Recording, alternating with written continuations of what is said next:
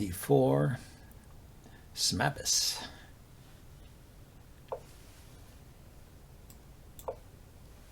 Plays the knight out.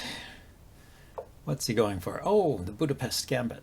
I was just thinking of doing a series on this, or at least one. Opening basics. Okay, so it's turning it into a real gambit. I'm gonna accept, and we'll see what this does. It helps him with his development. And in most lines in the Budapest gambit, black gets the pawn back, and it's not a gambit, but this has become a real gambit. And he does have quite a lead in development. I'm going to get castled.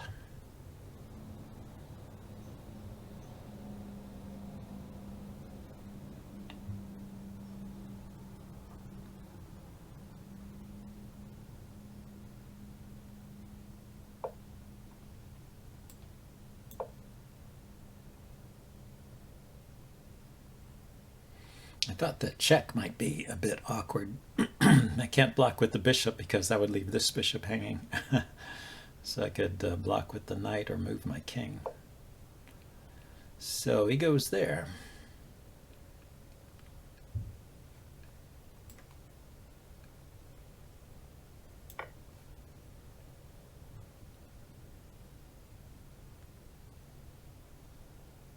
If he takes with the bishop, then I'll just put this pawn forward here, kick his knight away.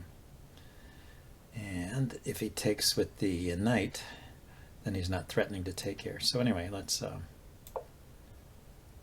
let's take care of that. I also have a check.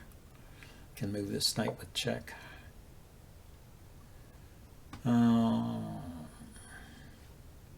Let's develop.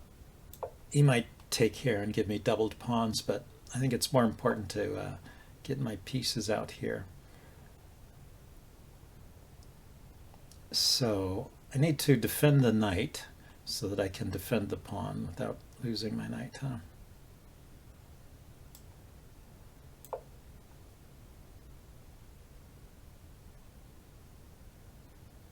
That's so I can play b3, and then I can put my bishop here, defending the knight with the bishop too, and bring a rook to the center.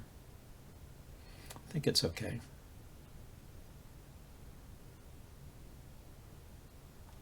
I have this battery here if he moves the knight, so maybe that's handy. And he has, he can check me here. He's had that check for a while. He had it when the knight was here, but it didn't do anything. And, you know, I don't think this does anything either. Okay, rook here. Extra defender for the bishop. You can put the bishop out here.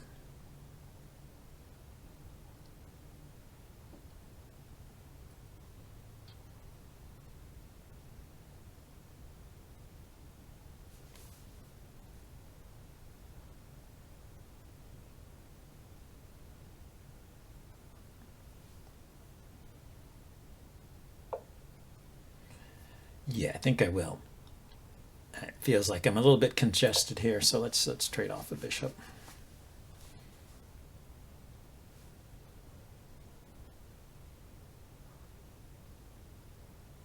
You can't really avoid the trade. He could play some other move and let me take.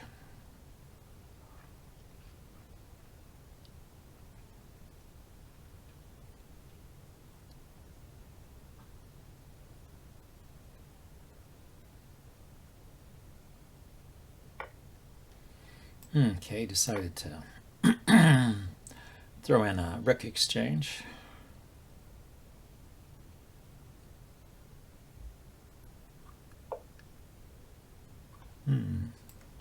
Okay. Oh, I see.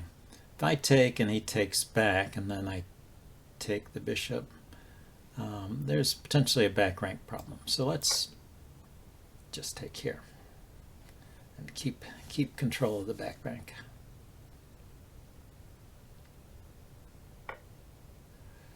Okay, so if I go knight here, then this will be hanging.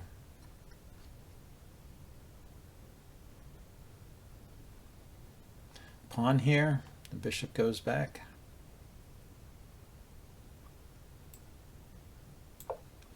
Just shut down that diagonal.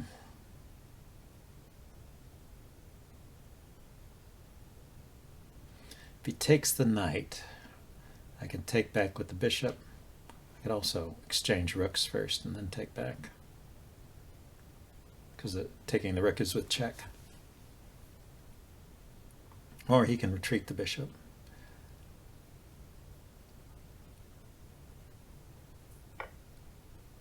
He decided to take with check himself. So I was going to put my queen here. Keeping control of the back rank, as I said. And the bishop defends the knight, so it's no problem.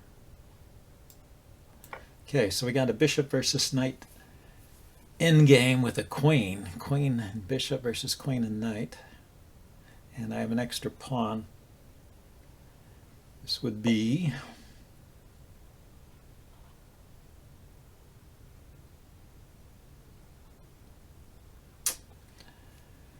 I could trade.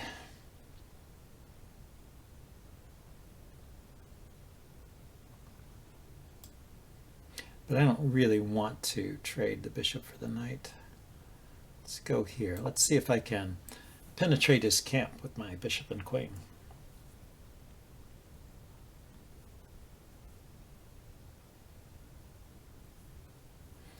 Trading queens would be better for me than trading bishop for knight.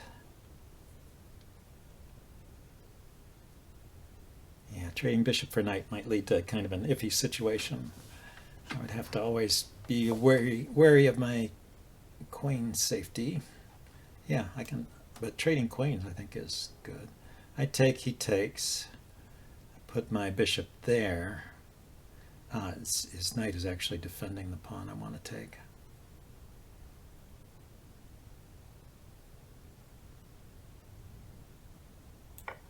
Well, still, it's a good end game for me. I just want to do any trades on my own terms. I don't want to suffer any particular pawn damage. Time to activate the king. So his knight can't go here, here, or here. Could go here.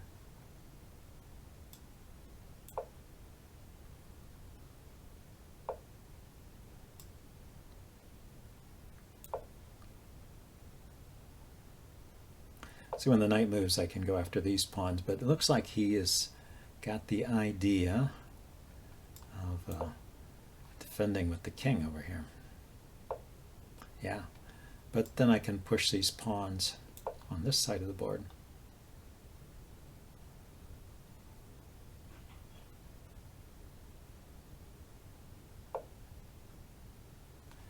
Okay, I push. He takes, I take.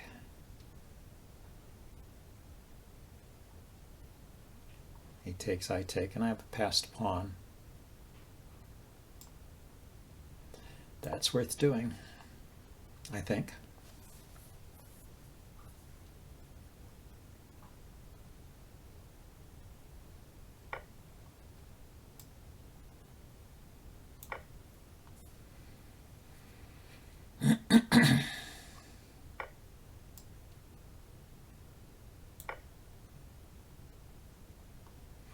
Now I can put the knight here to blockade.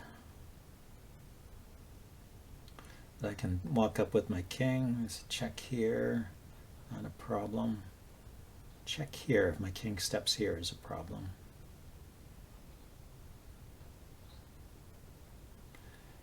Yeah, okay, but I can go this far at least. Just have to be careful when I put my king in a checking position with his knight. Okay, the knight's going to have to move now.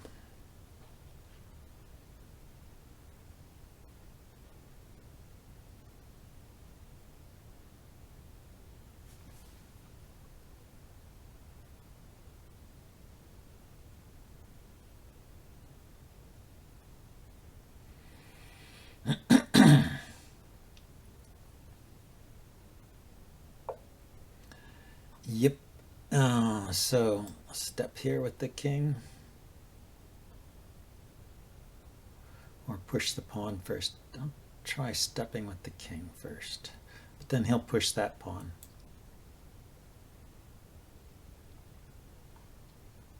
If I push this pawn, then his king can step up here. But I could go after these pawns then. Yeah, that's what I will do. If I go back, then he can just win that pawn. I don't get much for it.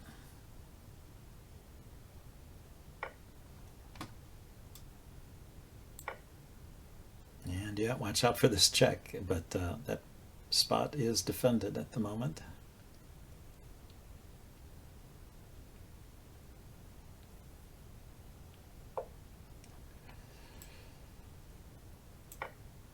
Okay, 2 pawns for the price of 1. So I think I will step back here and then push these pawns forward. Now, he can't go here or here with this king, so I can already push these guys. And if his knight goes anywhere forward, I will just take it.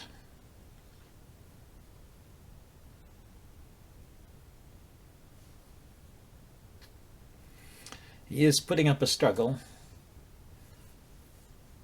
but it should lose in the long run.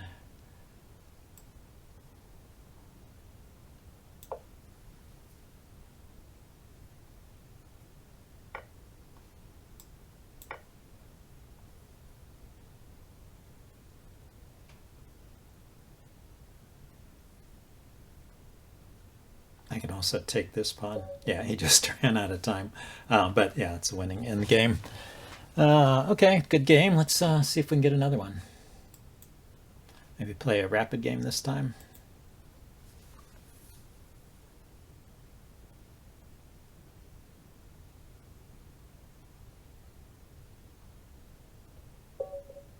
Okay, Philosophe 089. I'm going to try the French defense. See what variation he wants.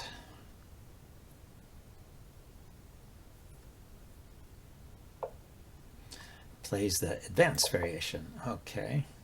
And then he defended his pawn. So the advanced variation is pretty easy to play. You just keep piling up pressure here. And it looks like he's trying to trick me. There's this trick where, you have a piece here, and he moves this bishop with check to this square, checking on this side, which sometimes you don't expect, because normally you're looking for the check on this side, but you haven't castled yet, so there's no check there. But the check on this side exists, so you put the bishop here. And so now this is a gambit. He's gambiting this pawn. I can take it. Pawn takes, knight takes, queen takes. I think I will. It's called the Milner-Barry gambit. If he tries to pin my knight, I can take his knight with check. So he plays there with his bishop. Now, there is this pawn hanging here.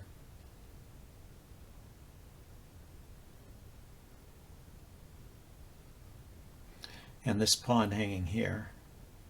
See, I take here, he will move the knight. Move it to this square.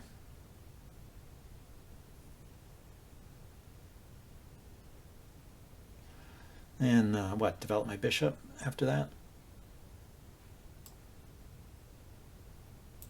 I'm feeling he's done something wrong here. Although I'm not sure the pawn grab is the best. But it does help control this square. He can't put his queen here, can't put his bishop here.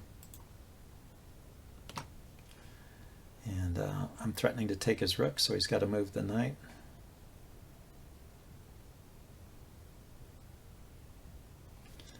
You could try putting the bishop here, and then I take it, and then he moves this with tempo, and I'll trade queens because he can't move it with check.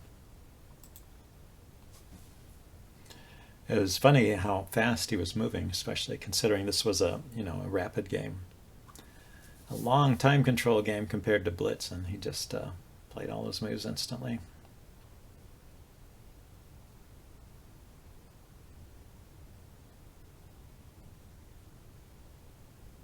I don't know, maybe he's got something here because my development is lacking. It would take me 3 moves to get castled. I have to move the knight twice and then move the bishop, and then I can castle.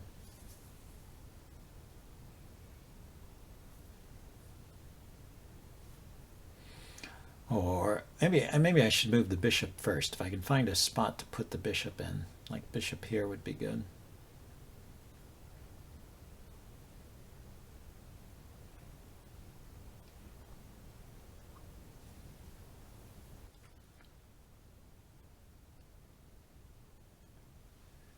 Well, it looks like my opponent decided to let his time run out rather than make another move or resign. It was pretty annoying because I had to wait a whole 10 minutes to get the result. I think I don't think I'll play another game. I think I'll just evaluate these games that I just played. So this was a French. Here, let's turn on this. This is all fine, or normal advanced French. These are all the mainline moves. And now if you take, look at that, computer is recommending take. Okay, well, let's show the trap. If you take, and he takes, and then you take, and he takes, and then you take again, then he plays this check. And you lose your queen. So this is good for white, bad for black. So the computer wants to take here, but it wants to then play something else. Doesn't want to take again. Then it wants to develop the bishop. So I developed the bishop first. Now there is a threat to take this pawn.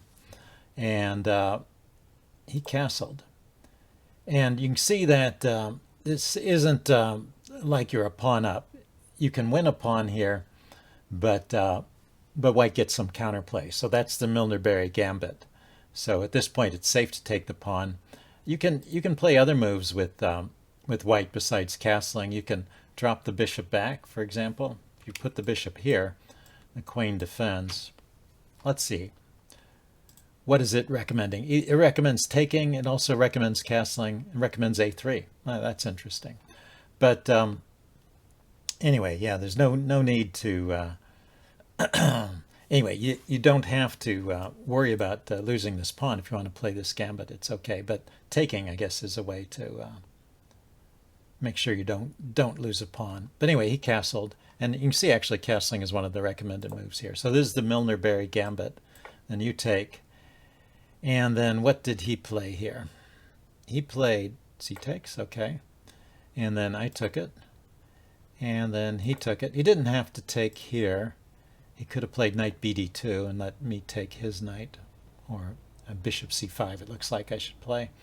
So, but he took. This is what I see in a lot of lines. And then what was his next move? His next move was the blunder, right? Bishop e3. And then, yeah, I have a choice of which pawn I want to take, and the computer likes either one. So looks like queen here is a good move to keep some play in the position. I think this is already better for black, and yeah, the evaluation shows it. So probably if you want to play this gambit, you develop the knight here rather than continuing to exchange, and just try and get lots of piece activity. So after this, he played here, and then that was the last move he played.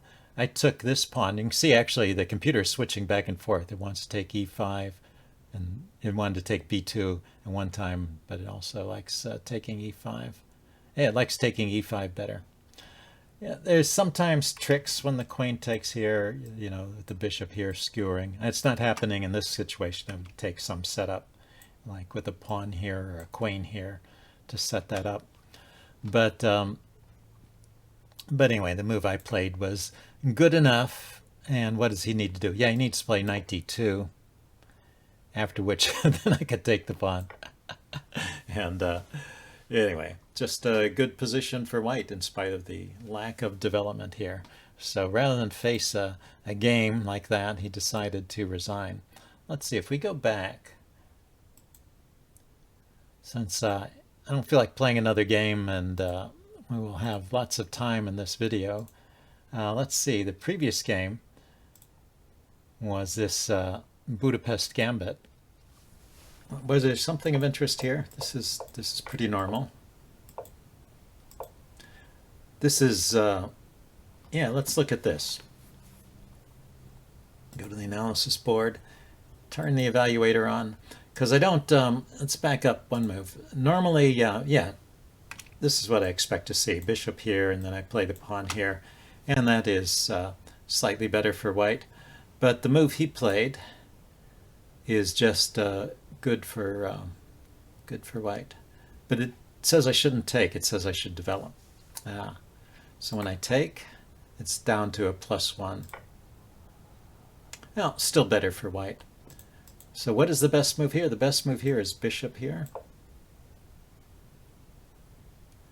And the queen steps out of the way.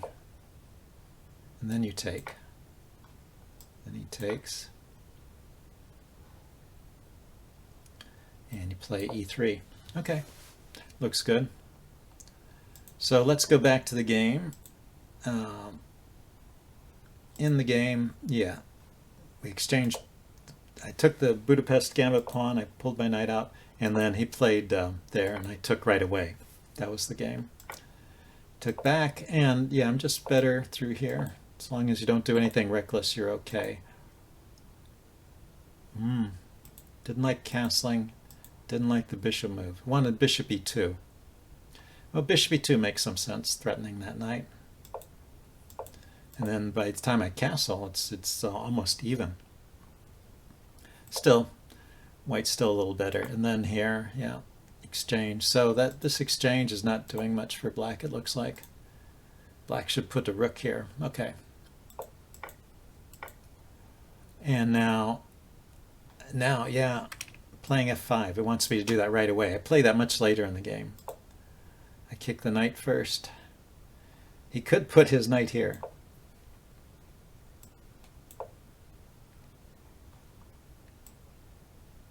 And bring the queen out.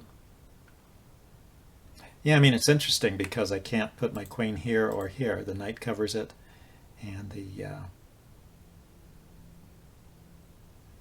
bishop covers this square. So, but what about this? Isn't this good for white? It's not, because he has this move.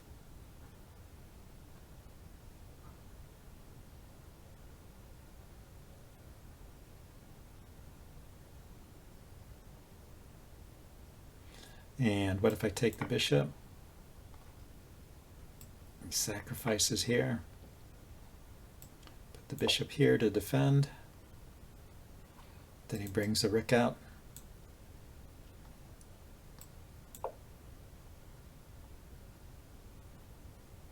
Well, don't I go here with the queen?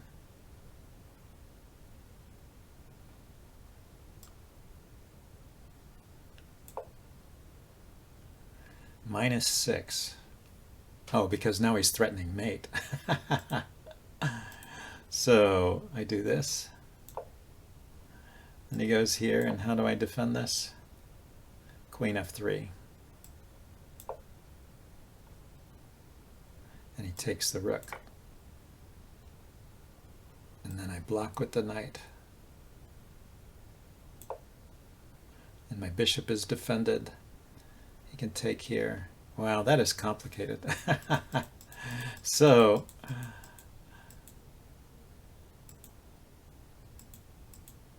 this h3 move was a bit much. And I should have played f4. Anyway, h3, he went back. And then I'm just a pawn up. Somehow towards the end he seemed to get a position. Oh yeah, he went in for all these exchanges. And then I finally, let's see, when I played f4, oh, it wants me to exchange first, but it didn't, it just dropped a little bit.